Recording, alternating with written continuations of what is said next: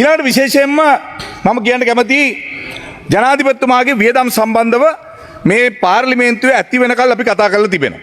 මේ පාර්ලිමේන්තුවේ වැඩියෙන්ම ජනතා විමුක්ති පෙරමුණ වැඩියෙන්ම කතා කරපු ශීර්ෂය තමයි ජනාධිපතිගේ වියදම්. මම දැක්ක මේ දැන් අදත් ඊයේත් දවස ගානේ දානවා 5000 කොළ කණ්ඩද කියලා 5000 කොළ මැල්ලුම් හදලා කණ්ඩද කියලා.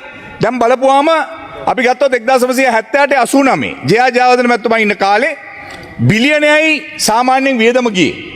ඊළඟ 1989 93 ආර් ප්‍රේමදාස මහත්තයා 1.2 බිලියන් මිලියන 1200යි. ඊළඟට 94 2005 වෙනකොට චන්ද්‍රිකා කුමාරතුංග මැතිණිය එනකොට බිලියන 2.4ක මේක මේ මුදල වැඩි වුණා ජනාධිපතිතුමාගේ වැය ශීර්ෂයේ. ඊළඟට 2015 මහින්ද රාජපක්ෂ මහත්තයා කාලේ මේක 5.7ට ගියා බිලියන. මේක මේ යුද්ධයත් එක්ක ආපු තත්ත්වයන් එක්කත් විවිධ කාරණාත් එක්ක අපි දන්නා වැඩි වියදම් තිබුණයි කියලා.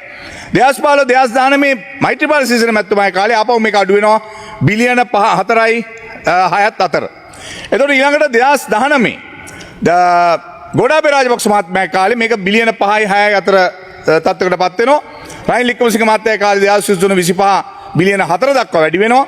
දැන් මෙහෙම වැඩි වෙලා අඩු වෙලා ආපු එක තමුන්නාන්සලගේ ජනාධිපතිතුමා තමයි කිව්වේ මේවා රුපියල් 5000 කොල කණ්ඩද එක විනාඩියකට මෙච්චර යනවා දවසකට මෙච්චර යනවා කොහොමද මේවා වියදම් කරන්නේ මේ විදියට මේ රටේ නාස්ති කරන්න මොකටද එක ජනාධිපති තනතුරක් හදාගන්නේ ඒ ජනාධිපති තනතුරෙන් මේ රටේ ජනතාවගේ මුදල් මංකොල්ල කරනවා කාබාසිනියා කරනවා කියලා එහෙම බැනපු ජනාධිපතිතුමා 2026 තමුන්නාන්සලාගේ බිලියන 12ක් වෙන් කරගෙන තියෙනවා ලංකා ඉතිහාසයේ වැඩිම මුදල ජනාධිපති වැය ශීර්ෂය. දැන් ඕක තමුන්නාන්සලා ගත්තේ ඔය විදියට. අපි ඔය විදියට නෙමෙයි ඕක ගත්තේ.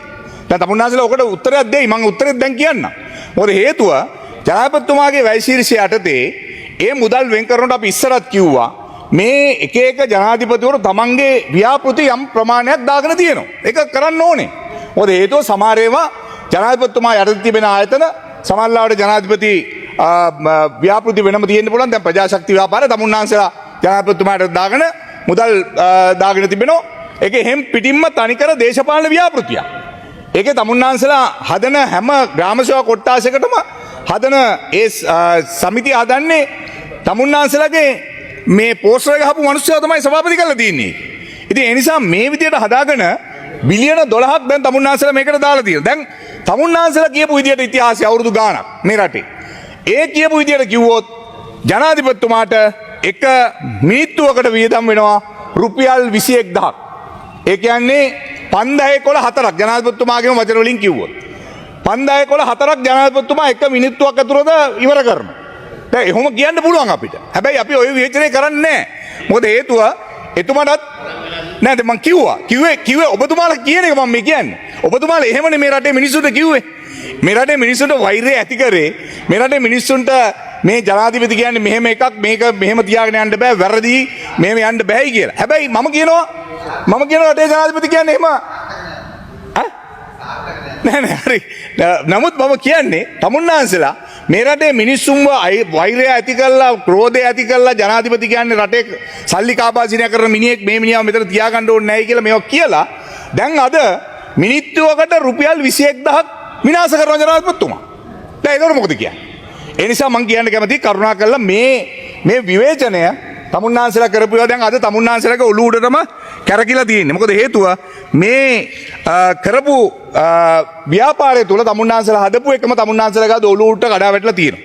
දැන් ඒ වගේම මම කියන්න කැමතියි දැන් බලන්න මං හිතුවා දැන් රම්බන්න මහත්තයාගේ පුතා කියලානේ කිව්වේ තුමා ජනාධිපතිපත් වෙනකොට අපි හිතුවා මේ පාර්ලිමේන්තුවට එනකොට උනත් සාමාන්‍යයෙන් මං හිතුවේ නෑ මේ දැන් කවදක්වත් නැතුව කෑම කන තැනත් ඉන්නවා 15ක් විතර සිකියුරිටි එකේ. මොකටද මේ අපේ මේ අනුරසානායක මහත්තයා මේ අපිත් එක්ක මේ එකට කාලා බීලා එකට හිටපු කෙනෙක්. එහෙම ප්‍රශ්නයක් වෙන්න විදියක් නැහැ. එතුමාව මේ කවුරුත් මරන්න හදන්නේ නැහනේ. හැබැයි අගමැතිතුමියගේ පිටිපස්සෙත් එනවා 10ක් 12 පාර්ලිමේන්තුව ඇතුලේ. මොකටද ඇයි? ඒක වෙනස් කරන්නකෝ. අවශ්‍ය නැහැනේ. ඔය කෙනෙක් ඕනනම් දෙන්නේ මල්ලක් කරන් යන්න නැත්තම් බඩු ටික අරන් යන්න පණිවිඩ ටික දෙන්න එක්කෙනෙක් දෙන්න තියාගන්න. මේ පාර්ලිමේන්තුව ඇතුලේ කෑම කන කාමරයවට දෙපැත්ත ඉන්නවා 15 20. මේ කමිටු රූම් වලට ගියාම 15 20. තමුන්නාන්සලා කිව්වේ එහෙම නෙමෙයිනේ. තමුන්නාන්සලා කිව්වේ මේ ජනාධිපති කියලා වෙනම තනතුරක් තියෙන්න ඕනේ නැහැ. අගමැති කියලා වෙනම එකක් ඕනේ නැහැ. ඒ අයත් අපි වගේ සාමාන්‍ය මිනිස්සු. මොකක්ද අද වෙලා තියෙන්නේ?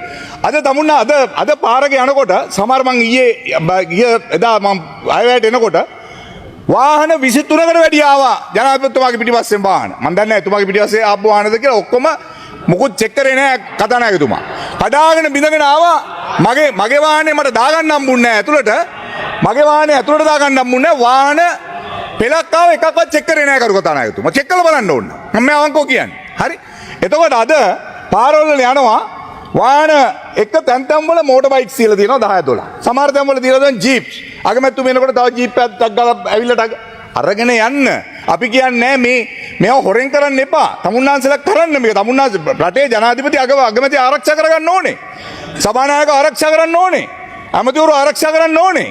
තමුන්නාන්සලා තමයි මේ රටේ මිනිස්සුන්ගේ ඔලු කාලා විනාශ කරලා මේ මිනිහෙක් මෙහෙම ගියාම මෙහෙමයි වෙන්නේ කියලා හදලා ඒ හදපු එක අද තමුන්නාන්සලාගේ ඔලුවට කඩා වැටලා තිබෙනවා.